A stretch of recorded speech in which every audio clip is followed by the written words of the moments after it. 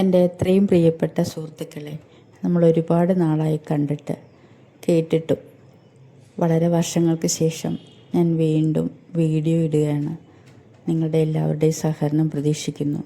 എന്നത്തെയും പോലെ നമ്മൾ ഇന്നും സംസാരിക്കാൻ പോകുന്നത് മനസ്സിനെ കുറിച്ചാണ്. മനസ്സിൻ്റെ പ്രധാനപ്പെട്ട പ്രവൃത്തി എന്താണ്? ചിന്തിക്കുക എന്നുള്ളതാണ്.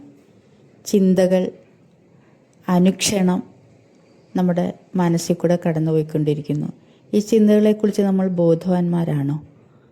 കുറേ പേരാണ്, മറ്റു ചിലർ ഒട്ടുമേ അല്ല.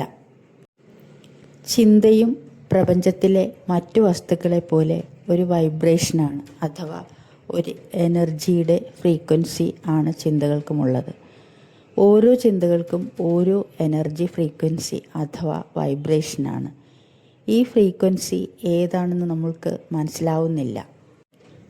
അതുകൊണ്ടാണ് നമ്മൾ നമ്മുടെ ചിന്തയെ ശ്രദ്ധിക്കാതെ ഒരേ ചിന്തകൾ തന്നെ, അത് ദുഃഖകരമാണെങ്കിൽ ഒന്നുകൂടി കഠിനമായി അതിനെക്കുറിച്ച് തന്നെ വീണ്ടും വീണ്ടും ആവർത്തിച്ച് ചിന്തിച്ചുകൊണ്ടേയിരിക്കുന്നത്.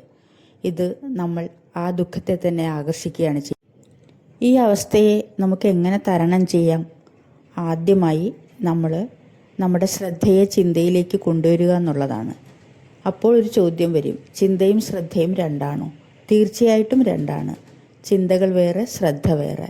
ശ്രദ്ധയെ ചിന്തയിലേക്ക് മനഃപൂർവ്വമായി കൊണ്ടുവരിക. ചിന്തകൾ വിഘടിക്കപ്പെട്ട സ്വഭാവമുള്ളവയാണ്. നമ്മൾ പറയാറുണ്ട്, കുരങ്ങിനോട് ഉപമിക്കാറുണ്ട് നമ്മുടെ മനസ്സിനെയും ചിന്തയും ഒക്കെ. ചാടിച്ചാടി അടുത്തേക്ക് പോയിക്കൊണ്ടേയിരിക്കും. അപ്പോൾ നമ്മൾ ശ്രദ്ധിക്കുക, ഏത് ചിന്തയാണ് ഇപ്പോൾ എന്നെ ഭരിക്കുന്നത്? ഏത് ചിന്തയിലൂടെയാണ് ഞാനിപ്പോൾ കടന്നു പോകുന്നത്?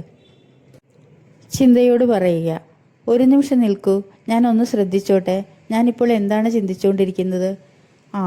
അതെ, കഴിഞ്ഞ നിമിഷം അഥവാ രാവിലെ സംഭവിച്ച ഒരു വിഷയത്തെക്കുറിച്ചാണ് ഞാൻ ഇപ്പോഴും കണ്ടിന്യൂസ് ആയിട്ട് ചിന്തിച്ചുകൊണ്ടിരിക്കുന്നത്.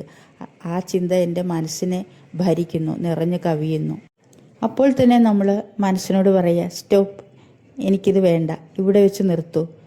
ബലമായി മനഃപൂർവ്വമായി ഏതെങ്കിലും സന്തോഷ ചിന്തകളിലേക്ക്, കഴിഞ്ഞുപോയ കാലത്തിലെ ഏതെങ്കിലും നല്ല അനുഭവത്തിലേക്ക്, നല്ല ഫീലിങ്സിലേക്ക്, നല്ല അനുഭൂതികളിലേക്ക് മനസ്സിനെ മനഃപൂർവ്വമായി കൊണ്ടുവരിക. ഇങ്ങനെ തുടർച്ചയായിട്ട് ചെയ്താൽ നമ്മുടെ മനസ്സിലെ ചിന്തകളെ നമുക്ക് ഒബ്സർവ് ചെയ്യാനും ഏത് ചിന്തയിൽ കൂടിയാണ് നമ്മളിപ്പോൾ കടന്നു പോകുന്നത് നമുക്ക് മനസ്സിലാക്കാനും തുടർച്ചയായിട്ടുള്ള നമ്മളുടെ പരിശീലനം കൊണ്ട് അല്ലെങ്കിൽ ആവർത്തനം കൊണ്ട് നമുക്ക് സാധിക്കും.